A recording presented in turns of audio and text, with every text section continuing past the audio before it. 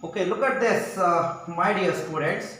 As you know that ಆಗ್ಲೇ ಹೇಗೆ ಬರ್ದು if a power x is equal to some m ಇದ್ರೆ that means ಇಲ್ಲಿರ್ತಕ್ಕಂಥ a ಅನ್ನೋದು ಪಾಸಿಟಿವ್ ರಿಯಲ್ ನಂಬರ್ ಆಗಿರಬೇಕು, which should be greater than 1 ಆಗಿರಬೇಕು ಅಂತ ಹೇಳಿದ್ದು.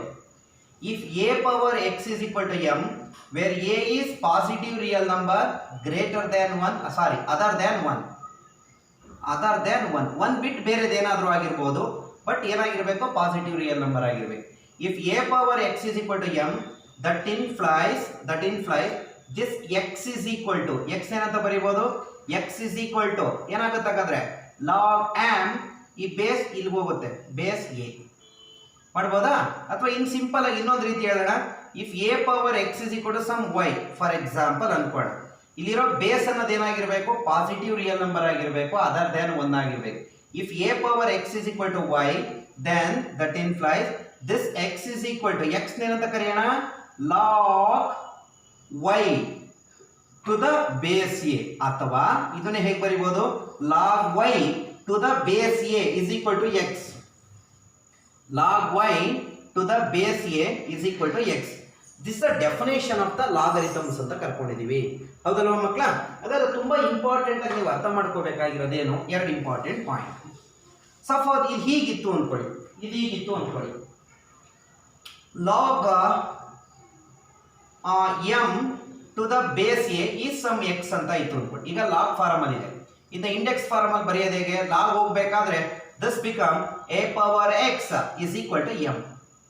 a power x is equal to m. For example, log n to the base a is equal to y ಇದ್ರೆ that implies ಏನಂತ ಬರೀಬಹುದು a power y is equal to n.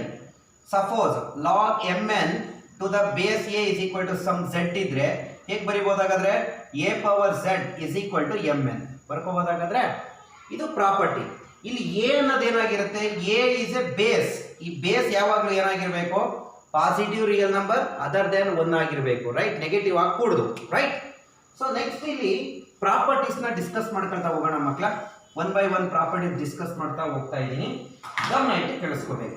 The first property is prove that ನೋಡಿ, ಹಾಗಾದ್ರೆ ಬರೀತಾ ಇದ್ದೀನಿ log of mn ಅಂದ್ರೆ m into n, log of product to the base a, log of product to the base a is equal to product ಇರೋದು sum ಆಗುತ್ತೆ. ಹೇಗೆ ಬರೀಬೇಕಾದ್ರೆ log of first number to the base a plus log of second number to the base a. ಅಥವಾ ಹೀಗೆ ಅನ್ಕೋಬಹುದು, ಇದನ್ನೇ ಹೀಗೆ ಅನ್ಕೋಬಹುದು ಅಂದ್ರೆ ಹೇಗೆ, log m to the base a plus log n to the base a. Sum of the log ಇದ್ರೆ ಅದನ್ನ ಹೀಗೆ ಬರೀಬಹುದು log of m n to n, ಅಂದ್ರೆ ಸಮ್ ಪ್ರಾಡಕ್ಟ್ ಆಗುತ್ತೆ ಅಥವಾ ಪ್ರಾಡಕ್ಟ್ ಸಮ್ ಆಗಿ ಸ್ಪ್ಲಿಟ್ ಆಗುತ್ತೆ. ಇದು ಪ್ರಾಪರ್ಟಿ. ಮಾಡೋಣ, ಪ್ರೂವ್ ಮಾಡೋಣ.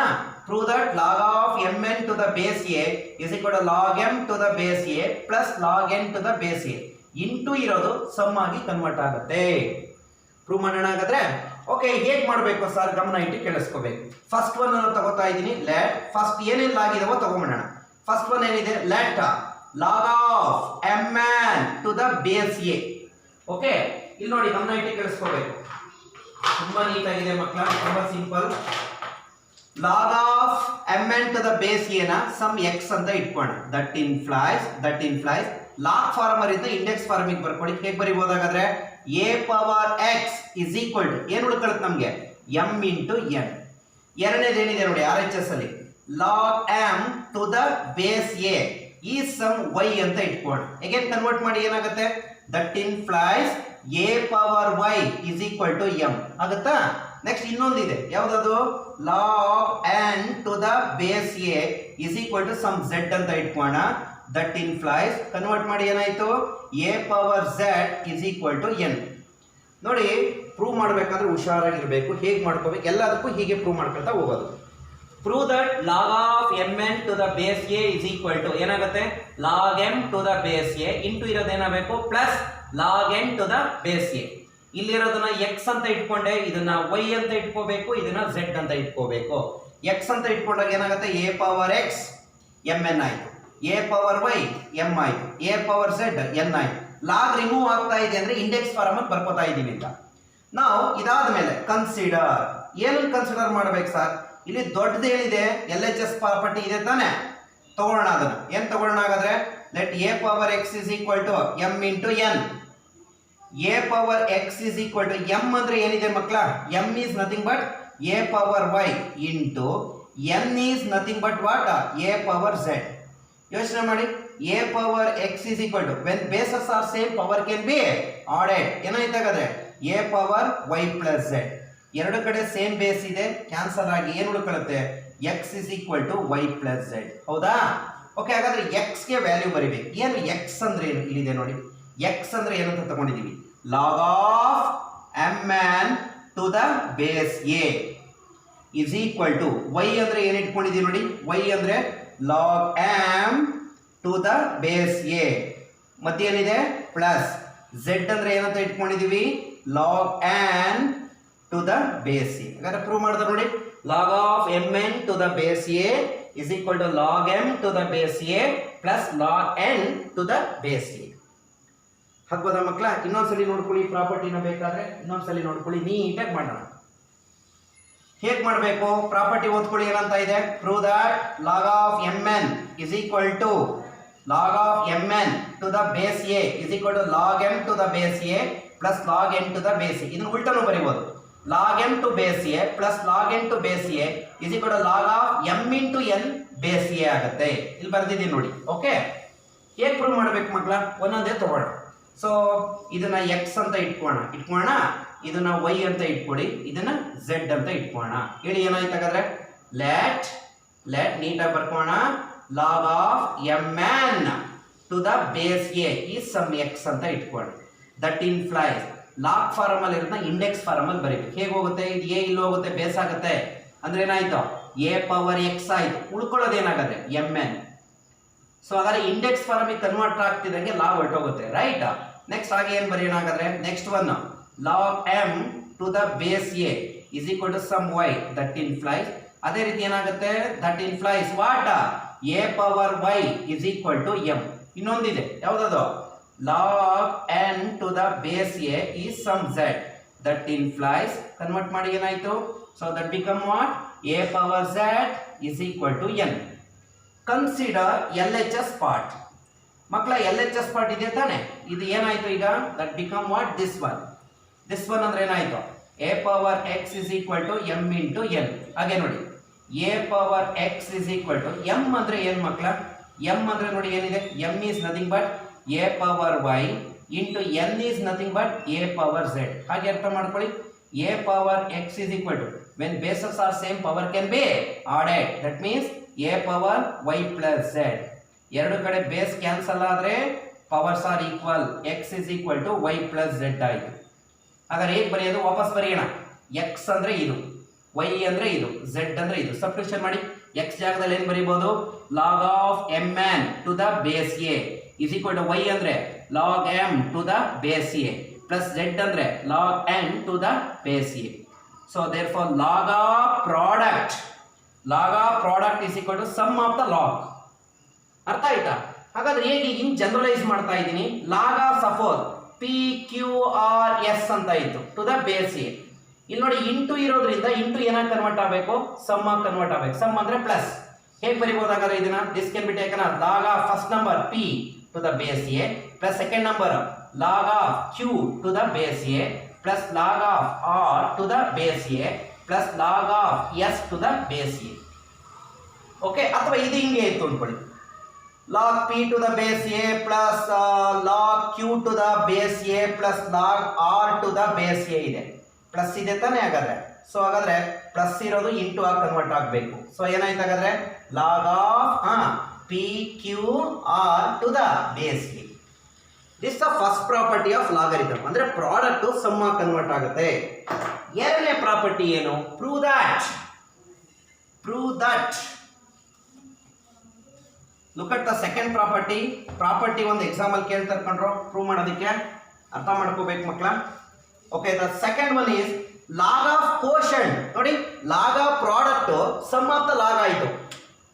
Prove that log of quotient ಅಂದ್ರೆ m divided by N. M ಅನ್ನೋದೊಂದು ನಂಬರು, ಎನ್ ಅನ್ನೋದೊಂದು number to the base a is equal to ನೋಡಿ ಡಿವೈಡೆಡ್ ಬೈ ಇದೆ log of quotient is equal to difference of the log ಅಂದ್ರೆ ಏನಾಯ್ತು log m to the base a minus ಕೆಳಗಡೆ ಏನಿದೆ log n to the base A.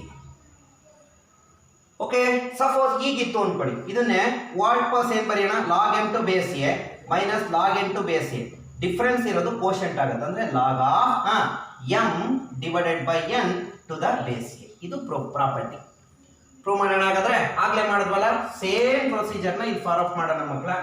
ಏನ್ sir same procedure ನೀವು follow up ಮಾಡಬೇಕಾಗಿರೋದು ಅಥವಾ ಫಾಲೋ ಅಪ್ ಮಾಡಿಸ್ಬೇಕಾಗಿರೋದು ನೀವು ಹೇಗೆ ತಗೋಣ ಇಲ್ಲಿರೋದನ್ನ ಎಕ್ಸ್ ಅಂತ ಇಟ್ಕೋಣ ಇಲ್ಲಿರೋದನ್ನ ವೈ ಅಂತ ಇಟ್ಕೊಳ್ಳೋಣ ಇಲ್ಲಿರೋದನ್ನ ಝೆಡ್ ಅಂತ ಇಟ್ಕೊಳ್ಳ. ಸೊ ಲೆಟ್ ಹೇಳಿ ನೀವೇ let log of m by n to the base a is equal to x. ಎರಡನೇದೇನು ನೋಡಿ log of m to the base a is equal to y. ಮೂರನೇದೇನಿದೆ ನೋಡಿ log of n to the base a is equal to z. Convert ಮಾಡಿ log form ಅಲ್ಲಿ ಇರೋದನ್ನ index form ಅಲ್ಲಿ ಬರ್ಕೋಣ. Index form ಅಂದ್ರೆ ಏನಾಯ್ತು this become a power x is equal to m by n. ಇದೇನಾಯ್ತು ಹಾಗಾದ್ರೆ a power y is equal to m. This become a power z is equal to n ಆಯ್ತು. Consider the L H S part ಮಕ್ಕಳ. L H S part ಏನಿದೆ ಇದೆ ತಾನೆ L H S part a power x is equal to m by n. ಹಾಗೆ ನೋಡಿ a power x is equal to m ಅಂದ್ರೆ ಏನ್ ಮಕ್ಕಳ ನೋಡಿ ವಾಟ್ ಇಸ್ ಎಂ. ಎಂ ಅಂದ್ರೆ a power y divided by n ಅಂದ್ರೆ a power z. A power x is equal to ನೋಡಿ ನಿಮಗೆ ಗೊತ್ತಿದೆ a power y divided by a power z is equal to a power y minus z. A cancel ಆಗುತ್ತಲ್ವಾ that become x is equal to y minus z. ವಾಪಸ್ ಬರೆಯೋಣ what is X. X ಅಂದ್ರೆ ಇದು Y ಅಂದ್ರೆ ಇದು Z ಅಂದ್ರೆ ಇದು. X ಜಾಗದಲ್ಲಿ ಏನ್ ಬರೆಯೋಣ ಹಾಗಾದ್ರೆ log of m by n to the base a. Y ಅಂದ್ರೆ ಏನ್ ಬರೆಯೋಣ log m to the base a minus z ಅಂದ್ರೆ ಏನ್ ಬರೆಯೋಣ log n to the base a. Prove ಆಯ್ತಾ ನೋಡಿ. ಹಾಗಾದ್ರೆ ಇನ್ನೊಂದ್ಸಲಿ ಮಾತಾಡೋಣ. ಈಗ ನೋಡ್ಕೊಳ್ಳಿ ಈ ತರ ಇದ್ರೆ problem log m plus log n to the base a ಇದ್ರೆ ಸಮ್ ಇರೋದು ಪ್ರಾಡಕ್ಟ್ ಆಗಿ ಕನ್ವರ್ಟ್ ಆಗುತ್ತೆ ಅಂದ್ರೆ ಏನಾಯ್ತು log of m n to the base a. Suppose difference ಇದ್ರೆ log m to the base a minus log n to the base a is equal to m divided by n ಆಗುತ್ತೆ minus ಇದೆ. That means log of m divided by n to the base a. ಇದು second property ಆಯ್ತು ಮಕ್ಕಳು. ಆಗ್ಬೋದಾಗಾದ್ರೆ so look at the third property. Third property ನೋಡೋಣ ಏನಾಗುತ್ತೆ ಅಂತ. Okay what is the third property. Prove that ಇದು power concept. ಇದು ತುಂಬಾ ಸಿಂಪಲ್ ಆಗಿದೆ. ಇಲ್ಲಿ ಹೇಗೆ ಮಾಡ್ಕೊಂಡು ಅದೇ ರೀತಿ ಮಾಡ್ಕೋಣ.